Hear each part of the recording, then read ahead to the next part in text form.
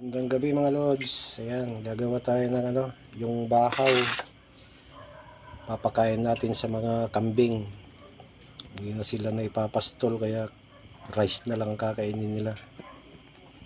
Ayan, dami nito lods oh. Papakain natin to sa kambing. Ayan, kakain na sila oh. Kanin ang pagkain nila oh. Oh, saan pa kayo nakakita ng kambing na kumakain ng kanin? Oh.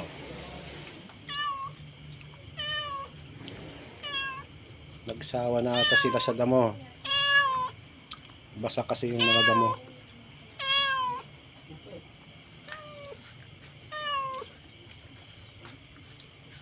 Busin mo yung biyanong ha. Ay biyanang.